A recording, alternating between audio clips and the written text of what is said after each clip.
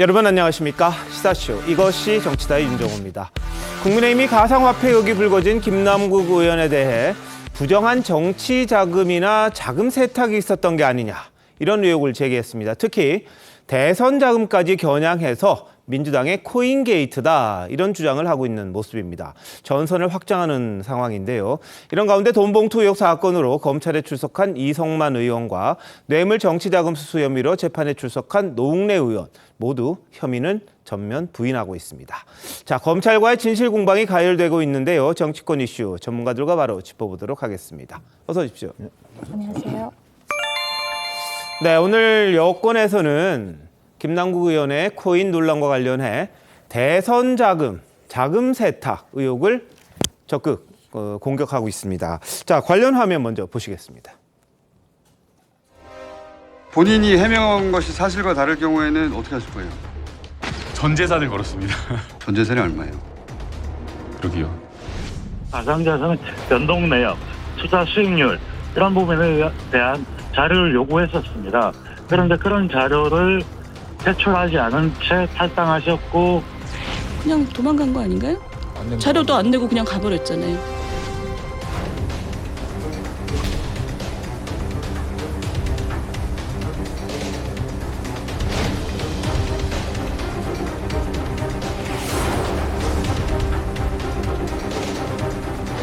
전문가들은 부정한 정치 자금이나 자금 세탁의 가능성까지 제기하고 있습니다.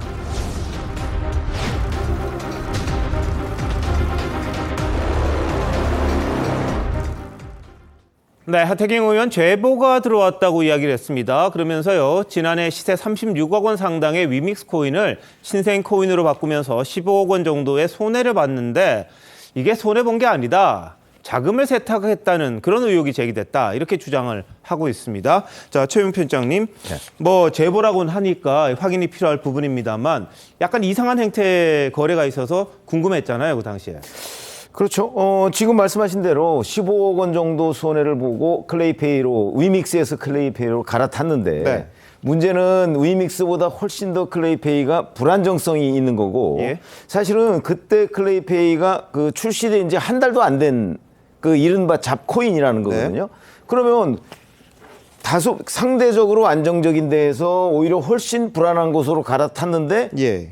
거기에서 또 15억 원의 손해가 났다. 그러니까 이제 전문가들 입장에서 보면 아무도 이해할 수 없는 그 교환이다 이렇게 얘기를 하는 거죠. 예. 그 과정에서 이제 하태경 의원이 지금 제보 내용이라고 그러면서 얘기를 했는데 네. 물론 뭐 제보라고 해서 다 맞는다 이런 거는 단정할 수가 없죠. 네. 그러나 뭐 비교적 구체적인 내용이에요. 예.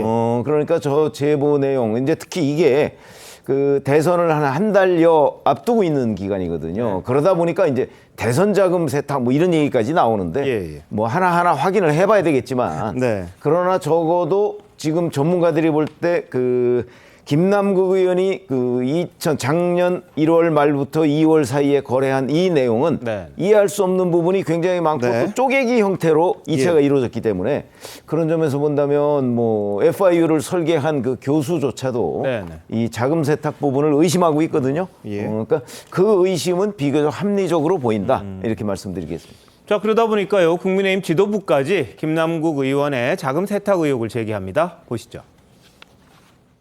전문가들은 유동성이 풍부하고 안정적인 대형 거래소에서 굳이 코인을 꺼내 복잡한 과정을 거쳐 개인 지갑으로 옮기고 자금 출처에 대해 소명하지 못한 것을 두고 부정한 정치 자금이나 자금 세탁의 가능성까지 제기하고 있습니다. 중차대한 비리 커넥션 문제는 아닌지 짚어보지 않을 수 없게 되었습니다.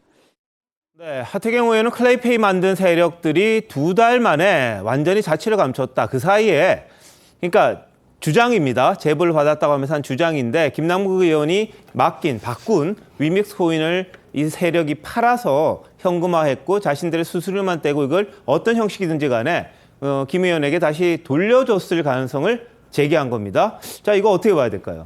뭐 저도 이제 이것 때문에 네. 상당히 제가 평소에 코인 안 하기 때문에 네네. 공부를 많이 했는데요. 예. 지금 이제 그 의혹의 핵심은 결국은 이제 그 김남국 의원이요. 네. 빗썸에 있던 위믹스 있잖아요. 이걸 이제 바로 그때 농협이 인출을 못하게 네. 하니까 이제 그 업비트로 경유를 하는 거예요. 예. 그래서 이제 12시간 정도 만에 거의 40억 이상을 이제 그 업비트에서 자기 카카오 계열사의 그 클립 있잖아요. 네. 이쪽으로 이게 빼내는 겁니다. 예. 그래서 이제 그때 업비트가 FIU에 고발을 했고요. 예. 근데 그 돈을 가지고 네. 거의 옛날 조선일보 30억 했는데 30한 6억? 30 몇 억을 예. 신생코인 클레이페이 예. 여기에 투자를 했잖아요. 네. 이게 처음부터 의심스럽다. 이렇게 그 말이 많았는데 근데 지금 보니까 클레이페이 이게 완전히 그 먹튀 사기꾼처럼요. 네. 러그풀이라는 게 그 원래는 양탄자 있잖아요. 예, 예. 양탄자 위에 물건이나 사람을 올려놓고 싹 당겨버리면 넘어지잖아요. 이런 걸 이게 러그풀이랍니다. 이런 게 회사라는 거죠. 클레이페이가. 그렇다면 저는 김남국 의원에게 아무런 보장이나 근거도 없이 이게 그냥 신생의 클레이페이에 이렇게 투자해서 완전히 당했을까? 네. 이런 이제 의문이 드는 거고. 예. 그렇다면 이제 그 김남국 의원도 자금을 이렇게 한번 세탁해서 네. 수수료 빼고 현금으로 받고 그다음에 이 클레이페이 쪽도 또 위믹스 팔아서 자기들에게 먹튀하고 이런 게 지금 의혹을 제기한 예. 이런 상황입니다. 자, 그러면서 이제 하태경 의원 같은 경우에는 당시가 대선 기간이었기 때문에 이게 김 의원 개인의 돈이었겠느냐 이런 의혹까지 지금 확장을 시키고 있습니다. 그러니까 정치적으로 굉장히 미묘한 시기에 이런 어마어마한 현금을 또 바꾸면서 이 손해를 보면서 바꾼 그 과정이 정상은 아니다. 근데 그렇다면 뭔가 이유가 있지 않았겠느냐. 뭐 그런 추정에서 시작이 되는 것 같습니다.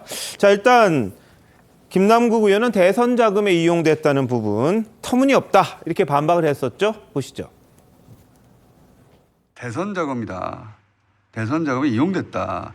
이게 아마도 이제 정치자금법 위반으로 각도를 잡고 나온 기사인 것 같은데. 터무니없는 사실이고요. 2022년 1월부터 3월까지 ATM에서 현금으로 제가 인출한 게 네. 440만 원밖에 안 됩니다. 이미 현금 인출은 440밖에 없다는 거고 나머지는 그럼 어떻게 됐어요? 이체입니다, 사실은. 이체? 그래서 인출이 아니라 다른 거래소 실명 인증이 된 제 지갑 주소로 이체한 겁니다. 다 실명 인증이 된 제 계좌만 썼고요. 네. 자, 자기 계좌만 썼고 남 돈 아니다. 그리고 뭐 자금 세탁 전혀 아니다. 이런 주장을 합니다. 자, 어떻게 보세요? 이 부분은요. 김남국 의원은 저번에도 말씀드렸지만 이게 그 국회 상임위 기간에 코인 거래를 했고 그리고 거래소에 아예 나오지도 않은 그런 특정 매매 물품에 대해서 몰빵 투자를 했다는 겁니다. 이거는 누가 봐도 도대체 어디에서 어떤 정보를 가지고 국회의원이 투자를 했냐 의혹을 가지지 않을 수 없는 건데 계속 꼬리 자르기라던가 어떠한 제대로 된 사과를 하지 않는 건 태도에 문제가 있죠. 근데 여기에서 좀 더 나아가서 지금 사실관계가 확인되지 않은 것들이 확산되고 있습니다. 이것이 뭐 불법 여부가 아직 밝혀지지 않은 불법이다. 불법을 60억을 벌어들였다라던가 이것이 불법 대선 자금과 관련이 있다.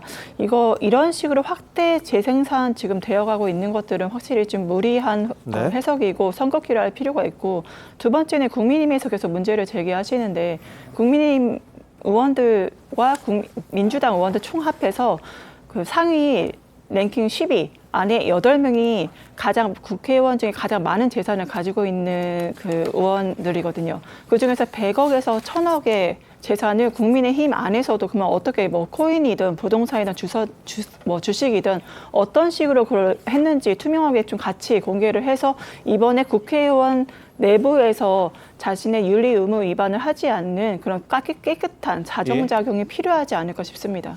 알겠습니다. 자, 뭐 재산 신고에서 100억이든 1000억이든 간에 다 자신이 갖고 있는 게 떳떳하다면 아무 문제가 안 될 텐데 그게 감춰져 있느냐? 아니면 평소 그렇게 가난하다는 분이 어떻게 수십억의 돈을 갖고 있느냐? 근검 절약을 강조하는 분이 그렇다 보니까 거기서 이제 비난의 소지가 더 생기는 거지 뭐 정당에게 번 재산 가지고 뭐라 그러는 건 아닙니다. 이번에는요. 근데 FIU를 설계했던 전문가도 조력자가 있었거나 이 돈 세탁 정황이 의심이 된다. 이렇게 지금 주장하고 있는 걸 보면 여하튼 김남국 의원의 여러 거래가 뭔가 정상적이진 않다. 이런 주장이 지금 계속해서 제기는 되고 있습니다. 자, 김남국 의원 본인 계좌 하나도 없다. 아닌 게 하나도 없다. 누구 거 맡아서 한 것 없다. 이렇게도 주장을 했는데 그 부분도 한번 보시죠. 본인 계좌가 아닌 것이 없어요? 하나도 없습니다. 단 하나도 없어요? 네, 단 하나도 없습니다. 그러면 순전히 본인 돈이 네. 본인 계좌에 있었고 예. 다 실명이고 그걸로만 거래했다. 네. 거래 내역을 확인해 보면 다 나온다는 거죠. 네. 그래서 이제 저는 아예 통째로 그냥 다 검증할 수 있도록 검찰에 던져줘 버릴 생각인데 본인이 해명한 것이 사실과 다를 경우에는 어떻게 하실 거예요? 전 재산을 걸었습니다.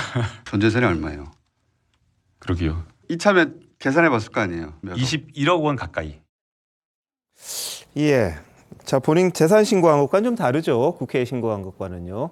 뭐 가상재산 같은 거는 신고를 안 하니까 그렇다 치는데 본인이 처음에 9억 얼마 지금 남아있다 그랬는데 알고 봤더니 다른 지갑에 또 3억 원 정도가 더 들어있고 그러다 보니까 김남국 의원의 해명이 자꾸 거짓말이 아니냐 뭐 이런 의혹을 받을 수밖에 없는 그런 상황입니다. 본인 계좌 아닌 건 없다 이렇게 이야기를 했는데 자, 김현주 대변인 어떻게 생각하세요? 그 본인이 그 김어준 씨가 급작스레 재산이 얼마예요? 이렇게 물어보니까 본인도 말문이 막혔는지 그러게요라고 이제 응수를 하는 그런 면에서 아마 보시는 분들이 그 김남국 의원의 말의 신뢰성에 관해서 어느 정도나 그러니까 신뢰하고 계신지에 대해서는 정말 의문이 아닐 수 없습니다. 그 애초부터 그 LG 디스플레이 주식을 팔아서 그것을 종잣돈으로 해서 코인 거래를 했다고 얘기했을 그 당시부터 본인의 전체적인 재산 거래 내역에는 차이가 없는데 도대체 10억이란 돈이 어디서 뚝 떨어져서 이것을 코인 투자에 사용을 했는 것인가라는 점이 의문이 제기되던 그 시점부터 네. 이미 신뢰성을 잃었다고 생각이 되고요. 그리고 비교적 작년 그러니까 2022년 1월부터 4월 그때까지 아주 의심스러운 거래 정황이 무척 많습니다. 그때 당시가 대선 국면이었고 또 대선이 끝나고 나서도 검수완박 국면이었기 때문에 민주당에서는 정말 한치도 어떻게 그 한팔세가 없었음에도 불구하고 이렇게 코인 투자에 여러 가지 골몰하는 모습을 보였다는 것 자체에서 네. 김남국 의원이 왜 그러면 이렇게 그 당시에 주로 집중적인 거래를 했을까? 그러니까 업비트를 우회로로 해서 본인의 가상 지갑으로 클립으로 이동한 점이라든지 그렇게 해서 이 FIU의 시스템을 설계한 분조차도 이거 뭔가 자금 세탁에 냄새가 난다라는 점을 지적을 하셨기 때문에 그리고 이것이 조력자가 없을 수 없다라는 지적까지 하시지 않았습니까? 예. 그리고 쪼개기 인출이 있을 경우에 이상 거래로 포착을 한다 이런 내용도 말씀을 하셨기 때문에 네. 이런 점에 있어서 김남국 의원이 지금 무슨 얘기를 하고 어떤 해명을 하더라도 이것이 받아들여지기 어렵고 그러니까 본인이 뭐 검찰에 다 던져주겠다고 말씀은 하셨지만 예. 이미 검찰에서 거래소 등을 압수수색해서 정보를 어느 정도 다 파악하고 있는 것으로 알기 때문에 네. 이제 앞으로 이 수사 결과가 어떻게 될지 좀 주목을 예. 해봐야 될 것 같습니다. 본인이 안 던져도 뭐 다 지금 조사를 하고 있는 것 같아요. 그런데 뭐 계속해서 논란은 됩니다만 국회 상임위 그리고 한동훈 장관 청문회 뭐 이런 데에서도 그 코인 거래한 게 지금 드러났습니다. 근데 누가 좀 분석을 해봤더니 지난해 상반기 내내 하루 평균 적게는 10번, 많게는 50번까지 코인 거래를 한 걸로 이렇게 지금 분석을 했다고 합니다. 특히 뭐 현충일 추념식 참석하면서도요, 참석 직전에 또 끝나자마자 바로 코인 거래를 한 그런 정황들도 있다. 이런 보도가 지금 나오고 있는 그런 상황입니다. 김영주 의원님 이 정도 되면 뭐 이른바 뭐 중독이다. 뭐 이렇게 표현을 할 수가 있을까요? 어떨까요? 뭐 중독이 안 될 수가 없겠죠. 자기 지갑에 한 40억, 30억씩 코인을 넣고 하루에 몇백만 원씩 돈이 올랐다 내렸다고 하니까 중독이 아니더라도 내가 상임위 질의하는데 내가 지금 막 100만 원, 200만 원씩 손실을 보고 있을 때 신경이 집중될 수 있겠습니까? 그걸 막아야죠. 예. 그런 부분들이 정말 시도 때도 없이 지금 그 조사에 의하면 청문회가 새벽 3시 반에 끝났는데 네. 새벽에 3시쯤에도 코인 거래한 증량도 나타나고 있지 않습니까? 네, 네. 이제 그런 의미에서 저 역시도 제가 이제 그런 전문적인 그 관계에 있으면서도 코인을 하지 않는 이유가 이게 많은 돈을 코인으로 단타 거래를 하면 정상적인 생활을 할 수가 없어요. 네네. 매일 주말도 없고 아침 저녁도 없고 네. 주식시장과 달라서 개장과 폐장도 없는 그런 정도의 문제이고 또 하나는 특히 우리가 의심할 수 있는 것은 자기 돈으로 하지 않았을 가능성에 대해서 점점 많아지고 있습니다. 그래서 남의 돈을 말하는 LP라는 영역으로 키워야 될 때는 더 심각한 거 아닙니까? 내 돈 같으면 아예 날리면 되는데 남의 돈은 지금 현재 왜 그 의혹까지 하느냐 하면 예. 매수하지 못하는 상태. 이걸 어떻게 봐야 돼? 지금 그렇게 많이 언론이나 전 사회적으로 얻어맞고 있으면서도 매도하지 않겠다 하는 네. 것은 완전 매도해버리면 손해분부를 보전할 수 없기 때문에 네. 많은 전문가들이 제가 아는 접촉한 전문가들은 자기 돈이 아닐 가능성이 많다. 이제 그런 얘기가 저절로 나오는 부분입니다. 그래서 예, 예. 실제적으로 보면 실제로 말하자면 비스에서 어피트로 갔을 때 많은 전문가들은 어피트가 훨씬 큰 거래소이기 때문에 거기서 거래할 줄 알았는데 예. 바로 갔기 때문에 또 하나는 모르는 사람들을 좀 뭐랄까 속인다 그럴까요? 김남국 의원이 모든 게 내 계좌다. 역으로 말해서 자기 계좌 안 하면 아니면 저 거래를 할 수 없게 이미 우리나라도 자금 세탁 방지법에 되어 있습니다. 그렇죠. 트래블 룰 예. 뭐 이런 것들이 막 있는 다만 거죠. 콜드 예. 월렛으로 자기가 빼갔을 예. 때 그것은 전체적으로 네. 청량할 수 없는 부분이기 때문에 거기까지 이야기를 이어가야 된다 그렇게 봅니다. 알겠습니다. 자, 김남국 의원의 뭐 코인 거래 관련해서는 이야기가 계속해서 나오고 있고요. 지금도 뭐 자취는 감추고 있는 그런 상황이고 5.18 기념식에도 내려가지 않은 채 가평의 한 휴게소에서 발견되는 그런 일이 있었습니다. 그런데 뭐 김남국 의원이 대학 때부터요. 과거 대학생 모의 투자에서 상당히 높은 수익률을 올렸다. 이런 보도가 좀 나왔습니다. 2007년입니다. 한국증권배 한경 스타워즈 대학생 투자대회 예선전 때 이 중앙대 김남국 이런 이름으로 5위에 오른 기록이 지금 또 공개가 됐어요. 이걸 어떻게 찾는지 모르겠는데 중앙대 졸업했죠. 2008년에 졸업했습니다. 그리고 이메일 아이디가 같다 보니까 해당 참가자 이메일 아이디가 동일 인물이다. 그런데 최 편집장님, 뭐 수익률이 상당히 높았던 걸로 같고 그렇죠. 이때 지금 저기 나오듯이 예. 29일간 58개 종목을 매매해서 예. 수익률이 295.11%. 네. 뭐 회전율이라고 이제 얼마나 자주 단타 매매를 했느냐 뭐 이런 거거든요. 네, 네. 사고 팔고 이랬다는 건데 그거는 6만 %가 넘어요. 예, 예. 그러니까 아마 저건 이제 모의 대회이기 때문에 네. 많은 다른 참가자들도 그렇게 했을 거예요. 예. 그러나 거기에서 적어도 우수한 성적, 지금 5위 정도로 나오고 있거든요. 예, 예. 이 정도면 대단히 우수한 그 상위 실적이라고 보여지는데 네. 그러면 이제 김남국 의원의 이 가상화폐 거래라는 것이 정말 역사가 있는 얘기다. 뭐 저런 모의 주식 투자 예. 대학생 때부터 드물거든요. 그렇죠. 그러니까 거기서부터 시작을 해서 그 후에 이제 본인 말로는 2016년부터 가상화폐에 손을 대기 시작했다고는 하지만 예. 그 전에 이미 주식 투자를 통해서 상당한 정도의 이 투자 기법이나 이런 부분에 관해서 본인이 스스로 익혔다고 봐야 되는 거고 지금 이제 가상화폐 이 투자한 걸 보면 뭐 전문가들도 네. 이 정도면 전문가 수준이다 얘기를 하는 것이 결코 그냥 하루아침에 이루어진 것이 아니겠구나. 예. 뭐 이제 근데 이런 것들은 지금 우리가 여기서 얘기하는 블루버버하고 아무 상관이 없습니다. 네. 근데 이제 지금부터 저희가 뭐 돈 세탁 뭐 이런 얘기 나오는 거는 이제 불법성과 합법성 사이를 넘나드는 문제거든요. 그래서 지금 검찰이 뭐 수사에 착수했습니다만은 네.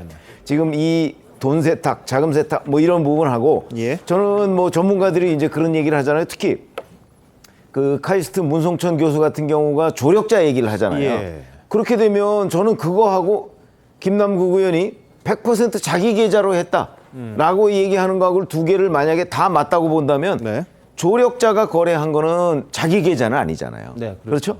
그렇기 때문에 김남국 의원 말을 그대로 적용하면 조력자가 있다면 김남국 의원의 해명이 맞을 수도 있죠. 왜냐하면 자기는 조력자한테 넘긴 거죠. 네, 근데 그 계좌는 자기 조력자가 거다. 아까 예. 예를 들어서 하태경 의원 그 제보 내용처럼 다른 뭐 클레이페이 그 작전 세력들이 거기서 만약에 김남국 의원한테 위믹스를 받아서 그걸 팔아서 현금화해서 20%만 자기가 갖고 네. 김남국 의원에 현금으로 줬다 그러면 김남국 의원 말대로 모든 것이 자기 계좌에서 거래된 거는 맞잖아요. 네. 그래서 아직 뭐 전부 다 불분명하지만 적어도 저런 것들을 보면 이게 굉장한 전문가 수준에서 지금 왔다 갔다 한 거기 때문에 예. 검찰도 단시간에 이걸 다 파헤치기는 쉽지가 않을 것 같기는 하지만 네. 현재 어떤 자금 세탁 부분은 뭐 이미 뭐 FIU에서도 그렇게 결론을 내렸으니까 네. 그거부터 시작해서 뭔가 하여튼 점점 더 핵심으로 들어가지 않을까 예. 이렇게 생각이 듭니다. 자, 그리고 저희들이 좀 찾아봤더니요. 2006년에도 김남국이라는 이름으로 중앙대 김남국입니다. 역시 이 대학생 스타워즈, 그러니까 모의 증권 투자에 참여한 기록이 있어요. 여기는 뭐 중간 현재 상위 순위자들이니까 아마 중간 과정일 것 같은데 한때 1위까지 올라갔던 것도 저희들이 한번 찾아봤습니다. 김남국이나 이름을 찾아봤더니 이 주식 투자 쪽에 상당히 일찌감치 눈을 떴던 게 아닌가. 그렇다 보면은 정말 1타 그 정도 되는 거 아닌가 싶기도 합니다. 그래서 김남국 의원이 안경도 20년 동안 쓰고 변호사 시절에는 아버지 타시던 차 24만 킬로미터까지 탔다 이렇게 자랑은 했습니다만 그것과는 다른 또 다른 재주가 있었던 것 아니냐 뭐 이런 이야기가 지금 나오고 있는 그런 상황입니다. 자, 국민의힘에서는요 코인게이트 진상조사단이라는 이름으로 실지 조사에 나갔습니다. 첫 현장 방문지가 김남국 의원이 대량으로 보유한 가상자산 위믹스 발행사 위메이드입니다. 오늘 무슨 일이 있었는지 그리고 현장에서 하는 장형국 대표의 이야기 한번 같이 들어보시겠습니다. 프라이빗 세일즈일 때 개인을 대상으로 한 게 있냐? 없고요. 그다음에 에어드랍 관련해서는 이거는 더 많은 유저들을 확보하기 위한 마케팅 이벤트이기 때문에 이걸 통해서 누군가에게 큰 규모가 전달됐다 하는 거는 불가능하다라는 말씀을 드립니다. 장영국 대표께서는 왜 김남국 의원이 거래 내역을 공개하지 않는지에 대한 그런 답답함을 토로를 하셨기 때문에 저는 이 거래소와 또 모든 자료에 대한 그 거래 내역을 제공하는 것이 이 코인 게이트를 풀어나가는 그런 시발점이라고 생각을 하고 있습니다. 네.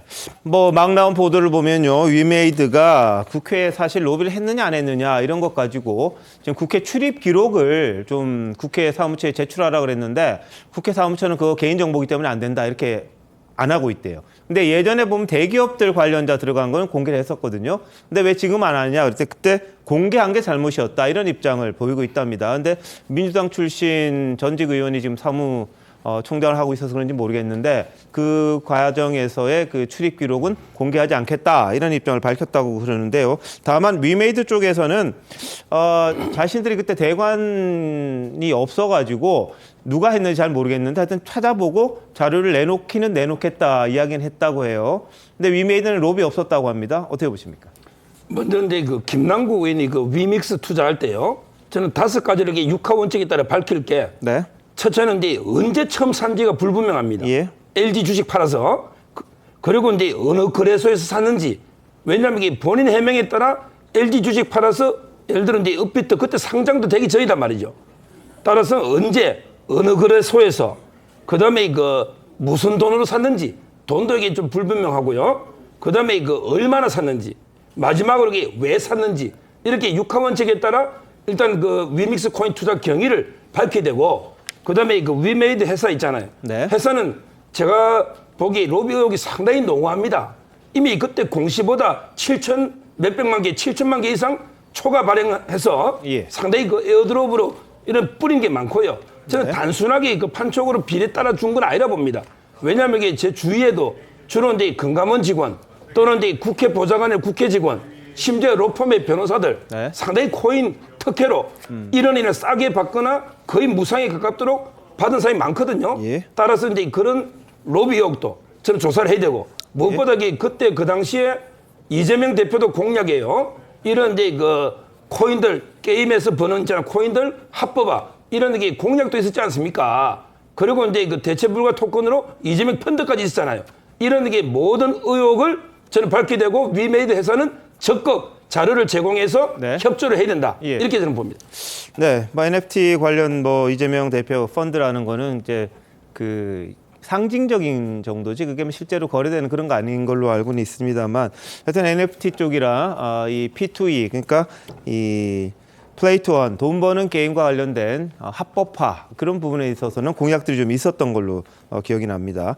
그런데 위메이드 쪽에서는 합법화를 위한 뭐 적극적인 로비랄까 불법적인 행위는 없었다 이런 이야기를 하고 있는데 반면에 이 관련 학회에서는 그때 얼마나 로비를 많이 했는지 다 겪었다 이런 식으로 지금 서로 대치하고 있는 상황입니다. 법적 공방까지 이어지고 있는 그런 상황이다 보니까 이 결과가 어떻게 될지 참 궁금합니다. 자, 김남국 의원 가평 휴게소 이야기 아까 했었는데요. 천하람 국민의힘 전 혁신위원 민주당에게는 악재일 수밖에 없다. 이게 기사가 되는 건 그만큼 김남국 의원에 대해 관심이 크기 때문이다. 이런 주장을 합니다. 보시죠. 어떤 정치인이 휴게소를 갔는데 단독 기사가 나온다라는 거는 이거는 국민 관심이 맥시멈이라는 거거든요. 이거는 어지간한 대선 후보도 그렇게는 기사가 안 납니다. 근데 이게 민주당 입장에서 보면 굉장히 부정적인 관심이거든요. 네. 자, 김영주 의원님 어떻습니까? 저게 기사가 되는 상황인데.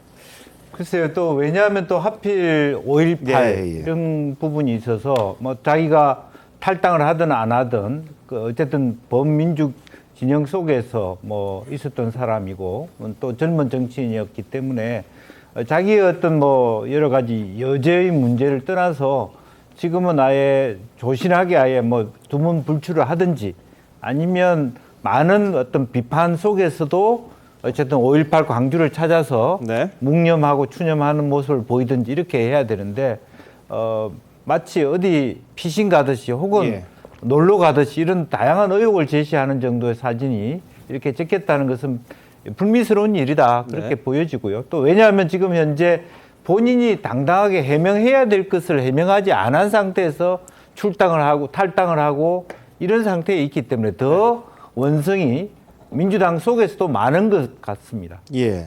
자, 그런데 김남국 의원에 대한 민주당 내의 반응이라 그럴까요? 입장이라 그럴까요? 이 진영에 따라 좀 다른 것 같습니다. 양이원영 의원 같은 경우에는 확인되지 않은 사실로 마녀 사냥하듯 여론 재판이 이루어졌다.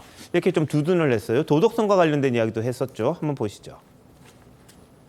진보라고 꼭 도덕적이어야 할 필요가 있나? 이 말은 어떻게 저희가 이해를 해야 될까요? 그 말을 우리가 도덕적 우위를 강조하는 것도 중요하지만 통치 능력으로서의 우월성을 보이는 게 더 중요하다. 우리가 도덕적으로 더 우월하니까 우리에게 표를 주세요. 이거는 맞지 않다. 김남국 의원의 이 코인 투기 문제가 도덕성에 문제가 있다. 이렇게 보시나요? 코인 투자를 하는 국민이 600만 명이 넘는다고 합니다. 우리가 코인 투자 자체를 비도덕적이다 이렇게 얘기할 건가요? 지금 뭐 김남국 의원 굉장히 그 마녀 사냥하듯이 여론 재판이 막 이루어졌거든요. 네. 양이원영 의원은 이렇게 이야기합니다. 코인 600만이 하는데 뭐가 문제냐 이런 취지로 이야기를 하는 거예요. 근데 뭐 코인 한다고 누가 뭐라 그러지는 않습니다. 다만 이걸 누가 하느냐 그리고 어떤 상황에서 하느냐 그거에 따라서 이 비난의 여지는 있어 보입니다. 하지만 양이원영 의원 도덕 기준 시대 상황 따라 많이 다르다 이런 이야기를 하거든요. 어떻게 들으셨습니까? 전수민 변호사? 크게 두 가지로 볼 수 있을 것 같은데 아마 국민들은 두 가지를 비교하실 것 같습니다. 이제 김건희 여사 이제 주가 조작 의혹에 대해서 얘기할 때 작전 세력들이 3,300원에 8만 주 매도를 때려달라 문자를 보내자마자 김 여사의 계좌에서 8만 계좌가 바로 이제 매도됐잖아요. 대량 주식이 한꺼번에 이제 이렇게 거래되는 이제 블록딜 자체에 대해서 국민들은 이거 뭐지? 이상하다라고 느끼셨을 것 같은데 대통령실이나 집권 여당에서는 여기에 대해서 뭐 그냥 지난 정권에서 이미 털만큼 털었다 이렇게 넘어갔듯이 지금 김남국 의원권도 민주당에서 비슷하게 똑같이 넘어가려는 게 아닌가. 왜냐하면 법적으로 문제 있는 게 아니지 않냐 이런 논의가 민주당 안에서 있습니다. 하지만 말씀드린 대로 국회의원이 상임위 회의 중에서 코인 거래를 했고 거래소에 상장되기 전에 한 코인에 몰빵 투자를 했다. 무엇보다 국회 사무처 감사관실에서 뭐 혹시 이런 가상 계좌 있으면 이런 그 가상 자산을 보유한 경우 이거를 좀 얘기해 달라고 했는데 그걸 얘기를 안 했잖아요. 이런 문제들이 있는데 김남국 의원은 이거를 이거는 한동훈 장관의 음모다, 뭐 검찰의 음모다 이런 식으로 하는 것 자체가 국민들이 보시기에 과연 어떻게 보실까? 결국에 김건희 여사 주가 조작 의혹 건이나 이번에 김남국 의원의 이런 코인 건이나 국민들은 똑같이 보실 것 같다고 생각합니다.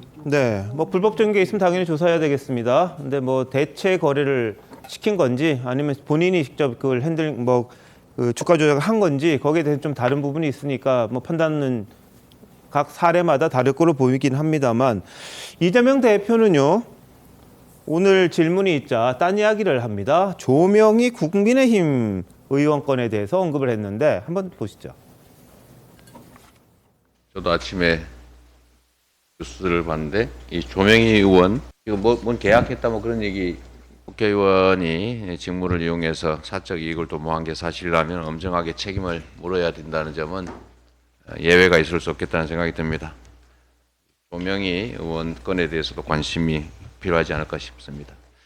네, 뭐 김남국 의원권에 대해서는 뭐 그다지 언급을 안 하다가 이제 딴 이야기를 합니다. 예전에도 그런 화법이 좀 있었는데 어떻게 보셨습니까? 뭐 박순자 의원은요, 김연아 의원은요, 태영호 의원은요 라고 한 그 사탄이 나오지 않았나 그렇게 생각이 됩니다. 일종의 이제 반문화법, A를 물으면 B를 말하고 계시는데 지금 그 조명희 의원의 경우에는 지금 비교가 되는 사안입니까? 사안의 중대성으로 볼 때 지금 김남국 의원의 경우에는 상임위 도중에도 아까 장면도 나왔습니다만 현충일에도 그리고 이태원 참사 현안 질의하는 국회에서도 그 당시에도 계속해서 코인 투자를 하고 있었다는 그 국회의원으로서의 직무 수행을 불이행했다는 그 점을 지금 지적하고 있는 것인데 네. 양이원영 의원도 그렇고 지금 이재명 대표도 그렇고 이거를 본질을 흐리면서 굉장히 물타기를 시도하고 있는 것이 아닌가 싶습니다. 예. 사실상 지금 김남국 의원이 어디를 갔는지는 모르겠습니다만 가평 휴게소에서 목격이 됐는데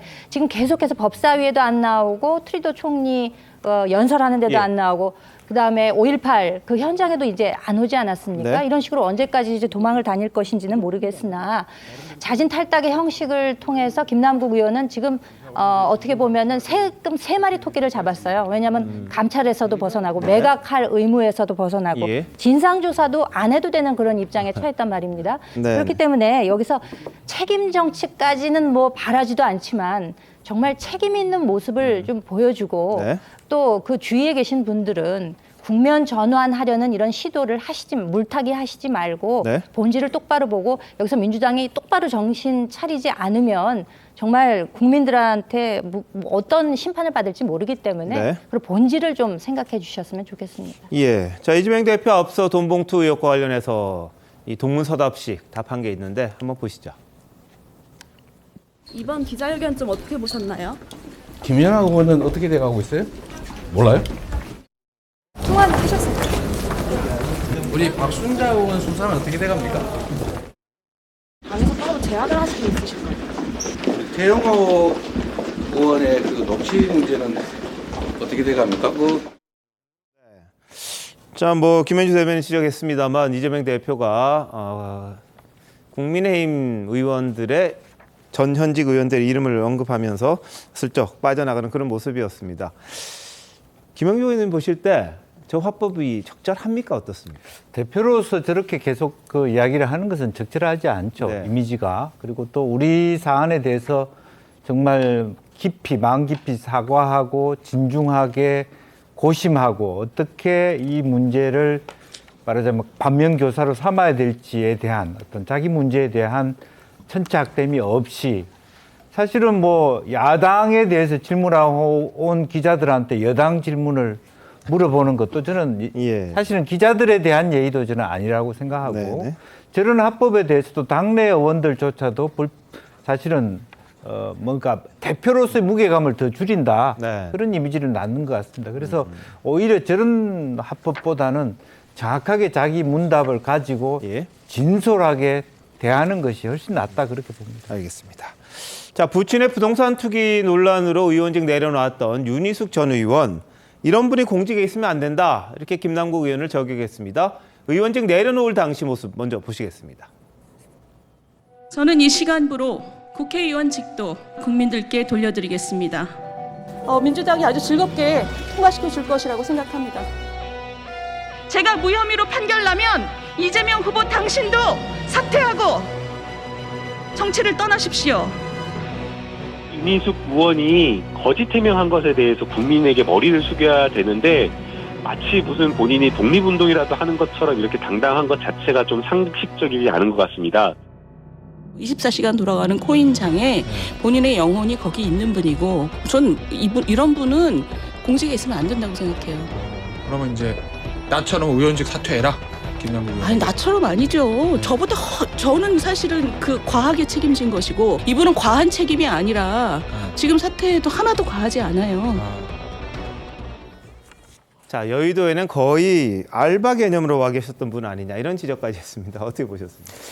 지금 김남국 의원의 코인 거래에 관한 법률적 책임을 얘기하는 부분은 아니고요. 정치적 책임 부분을 얘기하는데 자 윤희숙 의원 같은 경우도 부친의 부동산 의혹과 관련해서 본인이 책임지겠다 이렇게 얘기를 한 거 아니겠습니까? 그것도 법률적 책임하고 아무 상관없는 일이에요. 네. 그래서 이제 윤희숙 의원은 본인보다 김남국 의원 건이 더 과하다. 뭐 저는 그건 당연한 거라고 봅니다. 왜냐하면 윤희숙 의원은 본인 건이 아니잖아요. 본인의 부친. 물론 이제 부친이 부동산 의혹을 하는데 본인이 관여가 돼 있느냐 안 돼 있느냐 뭐 이런 부분은 이제 저 사퇴할 시점까지는 전혀 드러난 게 없었어요. 네. 근데 지금 이제 김남국 의원의 경우에는 아까 말씀하셨듯이 한동훈 법무부 장관 인사청문회 때 이태원 참사를 논의하는 법사위 때 뭐 법사위 법안심사 소위 때 뭐 현충일 때 가면서 또는 갔다 나오면서 뭐 이런 전부 다 그 거래한 기록들이 다 남아 있어요. 고스란히. 네. 예. 그렇기 때문에 이제 정신적으로는 아니 몸은 사실 뭐 국회 그 언저리에 있었지만 실제 정신적으로는 완전히 그 가상화폐 세계에 가 있었던 것 아니냐 하는 게 거의 뭐 본인이 반박하기 어려울 정도 수준까지 와 있잖아요. 네. 그 정치적 책임을 따지자면 윤희숙 의원 말대로 윤희숙 의원과 김남국 의원의 정치적 책임의 무게는 예. 비교할 수가 없는 거죠. 예. 그러니까 윤희숙 의원 관점에서 보면 아마 김남국 의원은 한 3번쯤 의원직을 사퇴해도 결코 모자르지 않을 거다 이렇게 생각하기 쉽습니다. 알겠습니다. 윤희숙 전 의원이 김남국 의원을 향해서 공직을 하면 안 된다 이렇게 이제 강하게 또 주장을 했습니다. 자, 이번 코인 사태와 관련해서 또 한동훈 장관을 연결시키려는 모습 민주당에서 일부 나왔습니다. 박찬대 최고위원 같은 경우에는요, 한동훈 장관이 공직자 가상재산 공개를 반대했다 이렇게 말을 했다가 오늘 유감을 표명했습니다. 자, 뭐라고 이야기했었는지 어제 발언 먼저 보시겠습니다. 뭐 정부 부처 16개 부처인가에 대해서도 가상화폐 보유 여부를 공개하자라고 했는데 갑자기 법무부 장관께서 그거는 사적 영역의 부분이고 개인정보의 부분이기 때문에 거부를 해버렸거든요. 한동훈 장관이 거부했었나요? 네. 그래서 그 공개 대상이 아니다라고 해서 거부를 했는데 명시적으로 그런 워딩을 쓴 적이 있습니까? 그리고 또 그렇게 물어보시니까 한 번 더 확인할 필요는 좀 있는 것 같네요. 저렇게 이야기를 했어요. 한 장관이 반대해서 가상자산 공개 안 했다 이런 주장을 했는데 한 장관이 입장문을 냈습니다. 이제는 김의겸 의원 대신 박찬대 의원이 민주당발 가짜뉴스를 담당하기로 했나. 가짜뉴스 바로잡고 사과할 걸 정중히 요구한다 이렇게 반박을 했습니다. 그랬더니 박찬대 의원이 쿨하게 아주 사과해서 유감 표명을 했어요. 자, 그러다 보니까 이런 분도 있네 싶을 생각도 듭니다. 어떻게 보셨습니까? 저는 이제 박찬대 의원이 이제 처벌이 무서워서 꼬리를 내린 게 아닌가 사과하고 이렇게 보이는데요. 예. 이게 저는 실언을 안 보고요. 고의 내지 최소한 이게 저는 미필적 고의는 있다고 봅니다. 미필적 고의는. 네. 왜냐하면 이게 저도 라디오나 이래 나가보면요. 전부 이게 질문지나 대충 줍니다. 질문지. 네. 그러면 이게 조금만 검색해 보면 다 알 수 있고요. 본인은 이제 뭐 요즘 이게 인터넷으로 바로 한동훈만 쳐도 무슨 발언했는지 뭘 공개했는지 금방 확인이 되잖아요. 네. 이걸 저는 이게 실수로 이렇게 터무니없이 방송을 한다? 도저히 이게 납득이 안 되기 때문에 아마 이제 그냥 대충 자기 그 유리한 쪽으로 저는 거짓말이라도 해보고 상대가 이제 뭐 모르고 지나가면 좋은 거고 이렇게 또 시비 걸면 사과하고 이런 게 아닌가. 그래서 저는 이게 단순한 실언이 아니고 네. 상당히 미필적 고의에 가까운 이런 이게 실언이고요. 예. 이런 이게 가짜뉴스들 한동훈 장관이 단호하게 대응하고 있거든요. 네. 저는 뭐 그게 아마 무서우니까. 왜냐하면 김의겸 의원에 대해서도 이게 민형사 다 이게 고소를 했습니다. 네. 요즘 이게 장경태 의원도 대통령실에서 다 이게 고소했고요. 아마 박찬대 이분도 이게 사과 안 했으면 바로 이게 고소했겠죠. 명백한 가짜뉴스 아닙니까? 네. 그래서 이게 그 유감 표명한 게 아니길 보입니다. 예, 뭐 명백해도 잘 안 하시던데 어떻게 박찬대 최고위원 뭐 본의 아니게 혼란 끼친 점에 대해 유감을 표한다 바로 사과를 했습니다. 그런데 박찬대 의원 같은 경우는 청담동 술자리 의혹과 관련해서는 뭐 진실을 더 밝혀야 된다 이런 주장도 해왔습니다. 보시죠. 한동훈 장관이 펄쩍 뛰었습니다. 만약에 사실이 아니라면 얼마나 억울하겠습니까? 그렇죠? 반드시 TF를 구성해서 실체적 진실을 밝히는 것이 바람직하다고 생각합니다. 사회적 인식이 변해하고 끝까지 책임을 묻는 선례가 남겨지는 것이 중요하다고 생각합니다. 공당 차원에서 사과는 하고 넘어가야지 이러고 그냥 넘어갈 수는 없는 거 아닌가 하고 생각하고 다시 한번 공개적으로 민주당의 사과를 요구합니다. 그 가짜 뉴스를 퍼뜨린 사람과 여기에 올라탄 민주당은 남는 장사를 하고도 남았다고 봅니다. 아무도 처벌받지 않고 있죠. 한 장관이 가짜뉴스와 관련해서 이렇게 굉장히 강하게 반박을 하고 끝까지 법적 조치까지 하는 그런 모습을 보이는 상황이기도 해서 그런지 모르겠습니다만 이 가짜뉴스 특히 청담동 술자리 의혹 여전히 그 이야기를 하고도 아직까지 사과 안 하시는 분도 있죠. 대통령에게만 유감을 표명한 정도였는데 어제 그렇다 보니까 한 장관이 금이 김의겸 의원 대신 박찬대 의원이 그 역할을 맡았냐 이렇게 또 이야기를 했었습니다. 그랬더니 오늘 또 김의겸 의원 가만 안 있더라고요. 왜 날 또 끌어들이냐 그렇게 이야기합니다. 내가 아무리 밉상이라도 이건 아니지 않냐. 일개 장관도 이러진 않는다. 이렇게 또 주장을 했었는데 자 관련 발언 한번 보시죠. 청담동 그 술자리 의혹 가짜 뉴스로 좀 정의를 했는데 그거는 동의를 하시는 겁니까?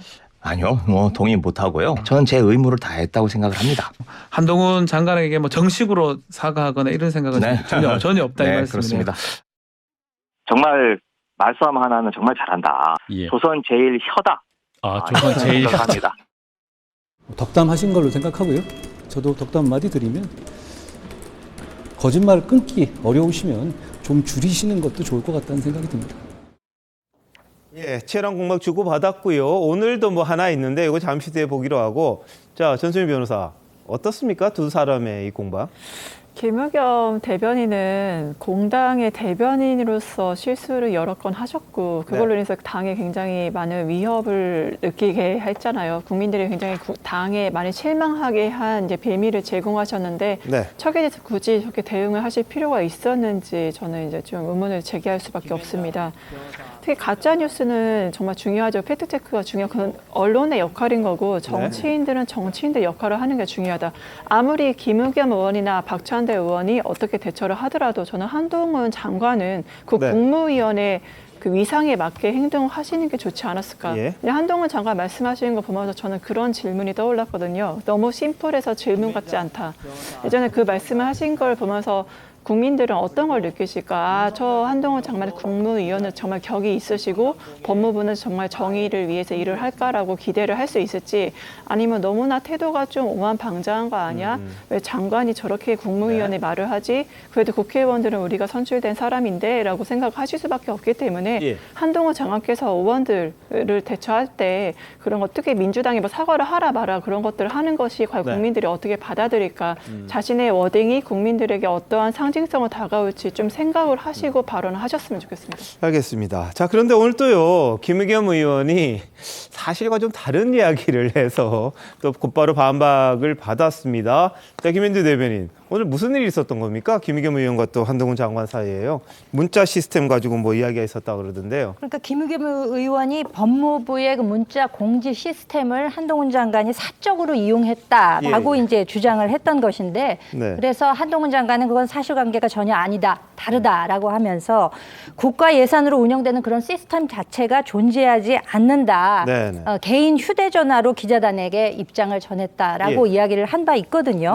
근데 이렇게 너무나 명확한 사실관계가 드러난 일을 이렇게 자꾸 문제거리를 만들어내시니까 더욱더 이렇게 부딪히는 모양새가 되고 사실상 그 당시 그 청담동 술자리 의혹이 있을 때도 사과를 진즉에 하셨더라면 민사소송 왜 10억 손배소 했었잖아요. 그런 것도 아마 가지 않았을 것 같은데 어떻게 보면은 역지사지를 한번 해보면은요. 만약에 김의겸 의원이 본인이 법무부 장관인데 그와 같이 터무니없는 의혹 제기를 해서 본인이 피해자가 됐다면 과연 가만히 있었을까요? 그러니까 그때 적절한 사과를 했더라면 이런 일까지 비화되지 않았을 텐데 이렇게까지 해야 되나 싶은 생각이 들 정도로 보는 사람한테도 굉장히 피로감을 주지 않나 그런 생각을 해봅니다. 최욱 편장님 기자 출신이니까 김의겸 의원도 이 사실관계를 따지는 기자였잖아요. 그렇죠. 근데 왜 자꾸 저렇게 사실이 아닌 것들이 계속해서 생산이 되는 겁니까? 저런 것들을 이제 우리가 흔히 확증 편향이라고 하죠. 무슨 얘기냐면 본인이 사실로 믿고 있는 부분에 대해서 그 사실은 문제 제기를 하려면 한 번쯤 다시 검증을 해야 되거든요. 예를 들어서 기자 생활을 할 때 아마 그런 경험 김의겸도 많이 했을 거예요. 누군가가 기사를 써왔으면 그걸 데스크라고 흔히 얘기하죠. 검증을 하거든요. 이 기사는 뭐 맞겠지만 한 번 더 확인을 해서 아 정말 맞는다 싶을 때 그 기사를 낼 수 있는 거거든요. 그럼 이런 것도 아마 당 대변인실에는 당에서 그 문자 공지 시스템이라는 게 있을 거예요. 그러니까 아마 그걸 법무부에도 있겠지. 대변인이 하는 건 있다고 합니다. 대변인실에서 알리는 공지. 아니 그거는 이제 대변인의 이름으로 하는 거죠. 근데 이거는 한동훈 법무부 장관이 자기 이름으로 내가 이만저만하다라고 얘기하는 거 한동훈 법무부 장관 그 공용폰에서 나가는 거 아닌가요? 개인이 이제 문자를 전한다고 폰으로 이야기를 그런 하죠. 대로 나가는 거기 때문에 당 시스템과 법무부 시스템이 다를 거라는 거는 충분히 저는 김의겸 의원이 감지를 했을 거라고 보고 그러면 한 번쯤 확인을 해보고 문제 제기를 해야 되는 거지. 자꾸 그 저런 식으로 지난번 뭐 청담동 술자리 의혹도 마찬가지입니다만은 본인이 확인이 부족해서 생기는 어찌 보면 자충수를 지금 계속 두고 있는 거거든요. 좀 뭐 기자 출신이기 이전에 보통의 그 정치인들이 가져야 할 어떤 팩트 체크의 의무 이런 걸 너무 소홀히 하고 있다 이렇게 생각이 듭니다. 참 안타깝다는 얘기를 주변에서는 많이 하고 있는데 사실관계 한번 조금 더 이제 확인하고 말하면 한 장관에게 바로 이 또 역공당할 일은 없지 않을까 싶기도 합니다. 자, 근데 김남국 의원이 민주당을 탈당한 이후에요. 김 의원이 주축이 됐던 강성 초선 의원 모임이 있죠. 철험회에 대한 뭐 시선이 그다지 좋지는 않습니다. 그렇지만 상당수 의원들은 조국 전 장관에 대해서 옹호했던 그런 사례와 비슷하게 최근엔 김남국 의원 철통 경우에 나서고 있다. 이런 지적이 있습니다. 한번 보시죠. 말도 안 되는 정치 수사!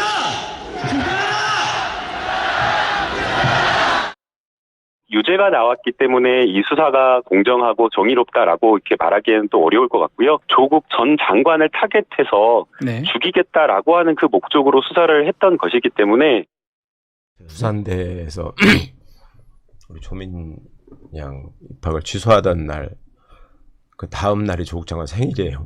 고대가 또 입학을 몰래 취소했던 걸 나중에 발표했죠. 자랑이랍시고. 그날 정경심 교수가 쓰러졌습니다. 제가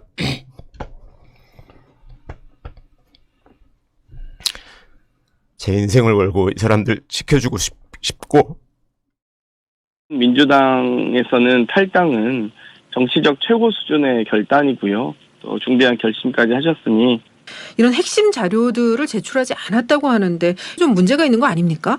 상당히 어렵고 까다로운 작업이라고 합니다. 짧은 조사 기간 내에 어려움이 있었을 것이라 생각합니다. 예, 자 철험에 뭐 소속이라서 그런지 모르겠습니다만 여하튼 김남국 의원에 대해서 이제 아주 이제 안쓰러운 마음을 이렇게 좋게 표현을 하는데 김영주 의원님 어떻게 봐야 됩니까? 글쎄 뭐 이분들은 제가 보기에는 민주당의 어떤 국민들로부터의 신뢰를 받고 올바른 법안을 추진해 나기보다는 여러 가지 헛발질을 하거나 지금 양희원 의원처럼 혹은 뭐 장경태 의원처럼 사실 중도층과 거리가 더 멀어지게 하는 어떤 그런 측면들이 없잖아 있었다라고 하는 거고요. 무슨 어원 연구 모임이 있다라는 것은 뭐 우리가 뭐라고 비판할 수는 없습니다만은 실제로 뭐 지난번 저 사진도 보니까 무슨 홍수가 났을 때도 이렇게 하고 있던 그런 것도 이제 문제가 됐던 것이고 또 자기 계파에 있는 그 어떤 의원이라 뭐 하는 이유로 그런지 몰라도 어떤 그 온정주의에 이끌려서 정말 오히려 저런 분들이 당의 기강과 더 어떤 선명성들을 내야 되는데 오히려 가장 구태의연한 모습을 보여주고 있거든요. 이제 그런 면에서 과연 민주당의 미래가 철험회 정도의 수준의 의원들만 가지고 과연 누가 저분들을 보면서 민주당의 표를 찍을 것인가 저는 답답하다 그런 생각을 듭니다. 자, 근데 철험회 의원들이 최근 국회에서 상당히 눈길을 끄는 말들을 많이 했던 기억이 있습니다. 어떤 논란이었는지 한번 보실까요? 지금 보십시오. 기증자가 한 아무개라고 나옵니다, 지금. 그리고 거기에 해당되는 것은 영리법인이라고 나옵니다. 의원님 아까 말씀하신 것은 한땡땡으로 나온 거 있지 않습니까? 그거 한국 3M 같습니다. 제 딸 이름이 영리법인일 수는 없죠. 대통령 배우자가 되면 카톡을 하겠습니까? 텔레그램으로 하겠습니까? 질문하신 건가요? 답변하세요. 드릴까요? 하시라고요. 예, 잘 새기겠습니다. 비꼬는 겁니까? 제가 잘 새겨 듣겠다고 말씀드렸습니다. 제가 제보를 받았습니다. 그날 술자리를 가신 기억이 있으십니까? 책임 있는 말씀을 좀 해주시죠. 네? 계속 저한테 허황된 거짓말만 네, 해놓으신 다음에 끝난 그러면- 다음에 사과도 안 하시잖아요. 외신과 사진 전문가들은 김건희 여사의 사진이 최소 2개, 3개 조명까지 설치해서 찍은 컨셉 사진으로 동행 허위사실 유포한 건 없는데 뭐 기분 나쁨죄는 될 수 있는데 5년 사이에 5배 증가가 그렇게 마약과의 전쟁을 선포할 수준은 아니죠. 저는 만약 마약 정치라는 말이 있다면 마약을 근절하려는 노력을 방해하려는 것, 그것이 마약 정치라고 생각합니다. 네, 최근에 이제 김용민 의원도 철험했는데요. 대통령의 거부권을 제한하겠다 이런 법을 또 내놓는 그런 상황이기도 합니다. 이게 헌법 권한인데 이걸 법으로 규정하겠다는 그런 취지로 이야기를 했던 것 같아요. 그리고 부당하게 법을 적용한 판검사를 처벌하고 그 수사권은 공수처에 주는 그런 법안도 지금 발의하는 그런 상황이기도 합니다. 그러니까 철험의 소속 의원들이 굉장히 적극적으로 뭔가를 움직이고 있습니다만 그게 과연 적절하냐 거기에 대한 논란은 이어지고 있거든요. 뭐 저는 이제 그 철험회가 3가지 특징이 있다 봐요. 첫째는 이제 대부분 철험회 회원들이요 사법 리스크에 휩싸인 사람이 많아요. 대표적으로 이제 그 최강욱 의원은 작년에 그 5월 20일 날 항소심에서 이미 집행유예가 나왔는데, 근데 김태우 강서구청장은 이제 8월 12일 날 났거든요. 네. 근데 대법원이 김태우 수사관만 이게 판결하고 최강욱 의원에 대해서는 이게 그냥 임기 마치도록 판결을 안 해요. 네. 근데 대법원에 가 있잖아요. 이런 게 그 사법 리스크가 최강욱도 있고요.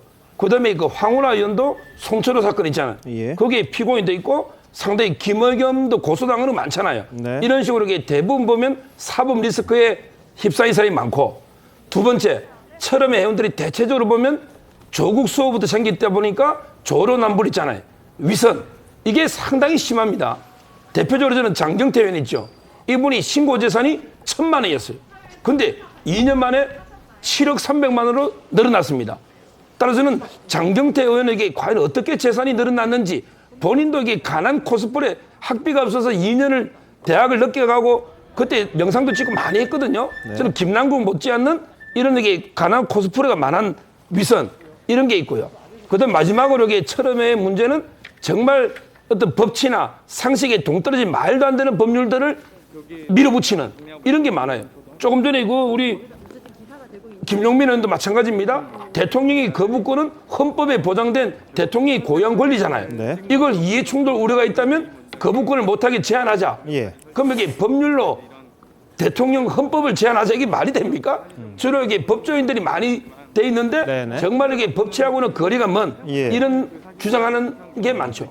알겠습니다. 근데 최근에 경기도 동부 연합 출신이죠. 이석기 전 통진당 의원의 후배라고 해야 될 텐데 이 강성희 의원 철험에 가입을 했다고 합니다. 이 철험회가 이제 민주당만의 조직은 아니고 국회의 연구 모임이기 때문에 당과 상관없이 갈 수가 있습니다. 그러다 보니까 이제 일부에서 좀 더 강해지는 것 아니냐 뭐 그런 전망도 하던데 전수민 변호사 어떻게 보십니까? 그 민주당에서는 지금 대여 공세로 나설 수밖에 없는 게 첫 번째 대통령께서 거부하셨던 게 바로 양곡관리법이고 두 번째로 간호사법입니다. 지금 이걸 대통령실에서 하는 걸로 막자란 식으로 지금 여당이 움직이고 있는데, 심지어 간호사법은 윤석열 대통령께서 공약사항임에도 불구하고 그건 실제 공약사항이 아니었다, 이런 식으로 빠져나간다? 국민들이 보시기에 과연 대통령 공약 그리고 대통령에 대한 신뢰, 국민의힘에 대한 신뢰를 어떻게 볼까요? 그렇기 때문에 이런 것들은 법안을 추진하고 있는 배경들이 분명히 존재합니다. 국민들이 굉장히 많이 피곤하죠. 지금 정치가 희망을 줘야 되고 미래를 제시해야 되는데 서로 누가 못났나, 누가 더 못하나 폭로하고 비난하는 잔치판이 되어버렸잖아요. 이제는 국민의힘에서도 분명히 태영호 의원 비롯해서 이러한 공천 관련 대통령실의 당무 개입에 대해서 분명히 사과할 필요가 있고, 더불어민주당도 돈봉투 사건이나 이런 코인 사건에서 사과할 필요가 있고, 양쪽 다 국민에게 사죄하고 앞으로 나아가야 될 필요가 있습니다. 네. 잘못한 건 사과하는 게 맞죠. 근데 제대로 진행이 되는지 안 되는지는 한번 국민들이 판단할 겁니다. 최근에 나온 여러 가지 여론조사라든지 앞으로 내년 총선에서의 결과 보면 누가 잘 했는지 아니면 덜 잘못했는지 그 판단이 나오지 않나 싶습니다. 자, 이런 가운데 2021년 더불어민주당 전당대회 당시 돈 봉투를 살포했다는 의혹. 민주당 탈당했죠. 이성만 의원이 오늘 피의자 신분으로 검찰에 출석을 했습니다. 이 의원이 뭐라고 했는지 한번 보시죠. 사실관계를 정확히 따져 검찰의 조사에 성실하고 그리고 당당하게 임하겠습니다. 저의 결백을 밝힐 수 있도록 하겠습니다. 혐의에 대해서는 전부 다 인정하지 않는 입장이신 거죠? 네, 저는 돈 준 사실이 없습니다. 네, 전달한 사실이 없어요. 돈이란 얘기가 녹취록에 나와서 뭐 이런 그 것들이 문제는 제가 검찰에서 왜 그런 말을 했는지 그 의미가 뭔지는 소상하게 밝히도록 하겠습니다. 그러니까 뭐 돈봉투가 아니라 다른 의미로 사용했다는 말씀이신 건가요? 그 돈의 의미는 제가 검찰 조사에 말씀을 드리고 그다음에 이따가 끝나고 난 다음에 제가 답변하도록 하겠습니다. 네, 돈봉투 의혹과 관련해 현역 의원이 조사받는 건 이번이 처음인데요. 지금 이성만 의원이 문제 제기했던 이정근 녹취록, 거기 보면 이 의원 육성이 나오죠. 그래서 한번 들어보시죠. 돈 내가 내일 주면 안 돼? 내일 오전 10시에 갈 테니까. 이성만이 10시에 만나자대. 왜? 뭐, 비용 준다고? 받으면 50만 원씩만 정리해서. 지난번에 얘기했던 거는 일단 저기서 박하고 다 얘기를 했어. 그냥 내가 받아서 내가 좀 거 줄 거야. 아니 그렇게 하지 마. 왜? 오빠가 그렇게 받아서 한다는데? 나한테 줘. 내가 그냥 송이 있을 때 바로 같이 얘기했는데. 우리 또 팀에 와서 또 오빠 또 수금 전달하고 하느라고.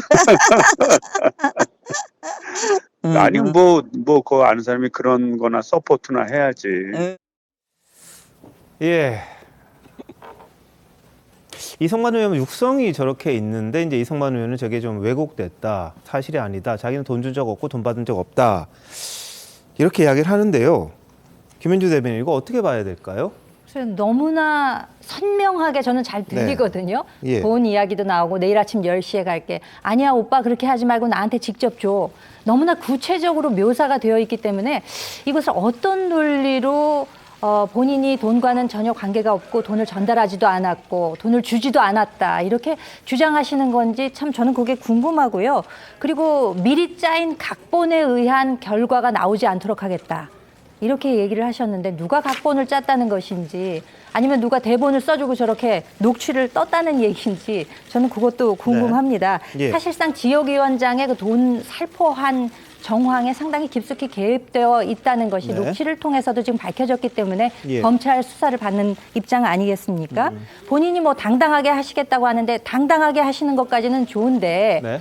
그렇지만 이 녹취를 뭐 날짜가 다른 것을 연이어 붙여서 짜깁기를 했다 이렇게 예. 이야기를 하시는데 네. 그게 며칠에 이야기한 것과 이 지금 전체 스토리의 본질은 아무 상관이 없습니다. 네. 모든 국민 여러분들이 지금 듣고 계시고 이재명 대표조차도 검찰에 이미 수사 의뢰를 하지 않았습니까? 그런데도 이런 식으로 지금 부정하는 입장을 취하는 네. 것이 예. 과연 검찰 조사 결과 이후에 어떻게 변화가 될지 네. 아니면 정말 당당하게 그대로 밀고 나가실지 좀 그 결과가 기대가 됩니다. 자, 의도된 편집이라는 이성만 의원의 주장도 한번 같이 들어보시죠. 녹취록 자체는 뭐 제가 진위 여부를 따질 수는 없고 다만 하나는 3월 30일경에 틀었고 하나는 5월 3일경에 틀어진 내용을 한 달이라는 시간이 경과했지 않습니까? 이거를 마치 하나의 연속된 일인 것처럼 묶어서 편집해서 처리한 거는 다분히 의도를 가지고 한 게 아닌가 이렇게 생각이 됩니다. 자, 의도를 가지고 편집을 했다. 이렇게 주장을 하고 있고요. 본인은 사실관계는 알 수 없는데 이게 뭔가 검찰에서 자신을 엮기 위해서 한 거 아니야. 이런 주장을 하는데 어떻습니까? 녹취록을 이제 편집하는 경우가 있긴 있어요. 네. 저희 실무에서 네. 어떻게 녹취록은 이제 어떻게 내느냐 하면 전체를 내든지 아니면 이게 앞부분에서 연속해서 어느 부분까지를 그대로 내야 됩니다. 근데 예를 들어 뭐 한 5분 하다가 중간에 좀 잘라버리고 뒤에 걸 해서 바꾸는 네. 이런 게 바로 편집이죠. 예. 이거는 이제 불법 증거 조작이고요. 이거는 증거 능력도 없습니다. 원래. 근데 이번에 이정근 녹취록이나 이 부분은 저는 편집이 아니에요. 네네. 그냥 이제 날짜가 있다 보니까 날짜에 그날 녹음된 전체를 그대로 이게 다 모아서 낸 거죠. 예. 이거는 전혀 악의적 편집이 아니고요. 본인이 무조건 이게 그냥 편집이니까 왜곡됐다 이렇게 주장해봤자 제가 보기에 뭐 전혀 검찰이나 법원에는 씨도 안 먹히는 주장이다 이래 봅니다. 아니 근데 기본적으로 자 이게 지금 우리가 저 이정근 전 부총장과 그 이성만 의원의 녹취록 이런 것들은요 JTBC에서 보도한 거잖아요. 그렇죠. 네. 그러니까 아마 JTBC에서 혹시 편집을 했는지 모르겠어요. JTBC가 입수한 그 많은 녹음 파일이 있는데 그 중에서 요 부분을 하고 요 부분하고 이렇게 해서 편집을 했는지 모르겠으나 검찰이 가지고 있을 거 아니에요 지금. 검찰이 가지고 있는 부분은 적어도 JTBC가 보도한 것보다 훨씬 더 많을 거예요. 그러겠죠. 그러니까 예를 들어서 본인 말처럼 3월 30일 거와 5월 3일쯤께 이렇게 엮여서 편집됐다.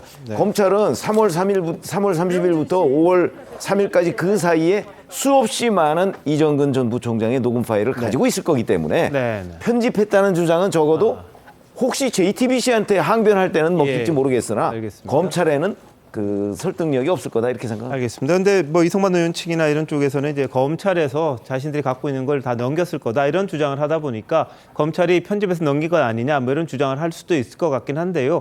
검찰은 뭐 어마어마한 분량의 녹취록을 이정근 사무총장이 했던 거 다 갖고 있다는 거 아닙니까? 거기에는 아직까지 다 들여다보지 못한 것도 있을 걸로 여겨지기 때문에 민주당에서 굉장히 뭐라 그럴까요?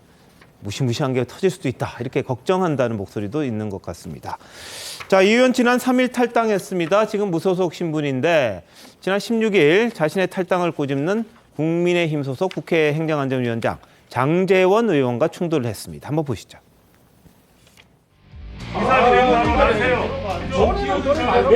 왜 삭감되는지 이유를 말씀드린 겁니다. 아 정말 저 왜 저러는 거야? 왜 저러는 거야 지금? 반말하시는 거예요? 하고 있습니다. 통해서 사실을 밝혀내세요. 참, 성만 의원이 매너 얘기하니까 어이가 없네요. 여야 의원님들 아직까지 소리 지를 힘이 남으셨네요. 아직까지 손가락질하고 왼쪽으로 옮긴 거 무슨 그런 줄 아세요? 의사진행 발언 주세요. 의사진행 발언. 못 줍니다. 위원장이 말 함부로 했잖아. 못 줍니다. 어디 반말이야? 아직도 할 말이 힘이 있냐는 말을 왜 합니까? 네. 의원일 때도 서로 이제 공방이 있었고요. 뒤에 모습은 이제 위원장이 된 다음에 무소속이 돼서 이제 무소속되면 이 의석 자리가 좀 옮겨집니다. 상임위에서. 그걸 가지고 이제 장제원 의원이 뭐 꼬집는 건 아닌데 하다 보니까 저렇게 돼서 두 분이 옥신각신 좀 싸우는 일도 있었습니다. 자, 뭐 이성만 의원은 검찰의 정치 공세라고 주장을 했고요. 뭐 단호하게 맞서겠다고 그랬는데 어떻게 될지는 좀 지켜봐야 될 상황이고 지금 어제도 살짝 보도를 했습니다만 검찰이 전당대회 과정에서 돈 봉투 받은 의원들을 다 특정을 했다. 이런 보도들이 계속해서 나오고 있습니다. 예를 들면 서울 하나, 인천 2명, 경기도 3명, 호남 3명 이런 식으로 지금 다 특정이 됐다는 보도가 언론에서 좀 나오고 있거든요. 자, 민주당 분위기 어떻습니까? 전순희 변호사. 민주당에서는 지금 쇄신의 목소리가 굉장히 많이 높아지고 있습니다. 왜냐하면 이 사건 같은 경우는 지금 전당대회에서 현역 의원과 지금 당직자들이 돈 봉투를 주고 받았고 그게 선거 결과에 영향을 미쳤다는 게 핵심이기 때문에 이거에 대해 다들 공감대, 문제점이 있다는 공감대를 하고 있고 지금 이성만 의원을 비롯해서 다들 이제 검찰 수사를 기다리고 있는 상황인데 일부 목소리는 검찰 수사뿐만이 아니라 당 내부에 있는 조직들, 감찰단이나 윤리심판원을 통해서 내부에서 정말 투명하고 엄격하게 조사를 해서 국민들의 이런 의혹을 확실하게 풀어줄 의혹이 그게 의지가 있어야 되지 않냐 이런 걸 보여드려야 되지 않냐라는 그 논의가 있습니다. 자, 문제는 또 이제 송영길 전 대표가 소환이 언제 될 거냐, 또 소환됐을 때는 어떤 식으로 처리가 될 거냐 그런 부분일 텐데요. 지난 2일이었죠. 송 전 대표 검찰이 오란 소리도 안 했는데 스스로 셀프 출석을 했다가 바로 돌아섰던 적도 있습니다. 보시죠. 검사님을 면담할 수가 있을까요? 네, 근데 등록이 돼 있어야 들어가실 수 있는데 현재로서 등록이 안 돼 있어서 전화 좀 해줘 보세요. 전화 안 받습니까? 예, 지금 전화 안 받습니다. 전화까지 안 받을 필요 있나? 명백한 정치적 탄압 행위입니다. 비겁하게 살지 않겠습니다. 주변 사람 대신 저 송영길을 구속시켜 주시기를 바랍니다. 먹사연에서 이제 하드디스크를 교체한 정황도 나왔는데 검찰이 수사권이 있으면 저희는 방어권이 있는 것입니다. 대한민국 검찰을 어떻게 믿을 수가 있습니까? 네. 자, 검찰 지금 현역 의원들 계속해서 소환할 가능성이 있어 보이고요. 일부에서는 뭐 구속영장도 청구하지 않을까 이런 이야기도 하는데 어떻게 전망하십니까? 근데 일단 예. 현역 의원으로서는 지금 이성만 의원 오늘 첫 번째로 예. 소환 조사를 받았고요. 이제 윤관석 의원이 있습니다. 네. 윤관석 의원이 현역 의원들한테 300만 원 돈 봉투를 만들어서 돌렸다 이런 의혹에 휩싸여 네. 있잖아요. 사실 윤관석 의원의 자기 육성도 나오고요. 그렇기 때문에 윤관석 의원은 아마 다음 주 중에 이제 소환 조사를 받을 것으로 보이고, 그렇게 되면 이제 남는 게 그 돈을 받았다는 현역 의원들하고 네. 송영길 전 대표인데 예. 이 부분은 이성만 의원과 윤관석 의원이 아마 지금 예상컨대는 이성만 네. 의원은 뭐 오늘 다 전면 부인했고요. 예. 윤관석 의원도 또 전면 부인할 가능성이 높아요. 네. 그러면 과연 검찰이 이 사람들이 부인하는 것들을 깰 수 있는 주변의 정황 증거들을 다 가지고 있어야 된다는 얘기죠. 예. 그게 현재 불투명해요. 가지고 있는지 없는지. 네. 그리고 또 하나는 지금 뭐 상당수의 그 돈 받은 혐의자들이 이제 특정이 됐다 이렇게 예. 얘기를 하는데 예. 사실은 그 사람들도 가서 부인할 가능성이 대단히 높아요. 네. 그러면 우리가 2008년 한나라당 돈모투 사건에서 보듯이 네. 사실은 그때도 명단이 있었어요. 예. 그런데 본인들이 준 사람 받은 사람 다 부인하니까 제대로 기소를 못했어요. 그런 것처럼 이번에도 아마 송영길 전 대표에 대한 저는 소환 조사 예. 조금 늦어질 가능성이 있다고 보고요. 네. 예. 최종적으로 보면 구속영장 글쎄 그건 과연 가능할 것인가? 저는 물음표로 남겨두고 싶습니다. 알겠습니다. 이게 뭐 뇌물 같은 경우에는 준 사람 그리고 받은 사람 서로 말이 다르면 안 되는 거고, 그다음에 그 받은 시점하고 뭐 액수하고 이런 걸 잘 특정을 해야 되는데 그 증거가 과연 남아있을까, 거기에 대한 뭐 우려가 있는 것 같습니다. 그런데 뭐 검찰 수사 어디까지 갈지 한번 지켜보도록 하고요. 한편 사업가에게 6천만 원의 뇌물을 받은 혐의로 재판에 넘겨진 민주당 노웅래 의원, 오늘 첫 재판을 했다고 합니다. 뇌물 건넨 사업가 얼굴도 모른다, 혐의 전면 부인했는데요. 영상으로 한번 보시겠습니다. 저는 단연코 저에게 뇌물을 줬다는 사업가와 일면식도 없습니다. 단 한 차례 전화 통화도 한 적이 없습니다. 뇌물을 받은 사실이 없습니다. 이제 법정에서 진실의 힘을 믿고 실체적 진실을 밝힐 것입니다. 네, 노 의원은 사업가 박 씨 본 적도 없고 전화 통화한 적도 없다. 전과 16번 말만 듣고 자신을 범법자로 몰고 있다. 이렇게 혐의를 전면 부인했는데, 지난번에 노웅래 의원에 대한 체포동의안 국회에서 부결이 된 적이 있습니다. 한동훈 장관이 왜 노 의원을 구속해야 되는지에 대해서, 체포해야 되는지에 대해서 말한 게 있는데 이어서 한번 보시겠습니다. 노웅래 의원이 청탁을 받고 돈을 받는 현장이 고스란히 녹음되어 있는 녹음 파일이 있습니다. 저번에 주셨는데 뭘 또 주냐?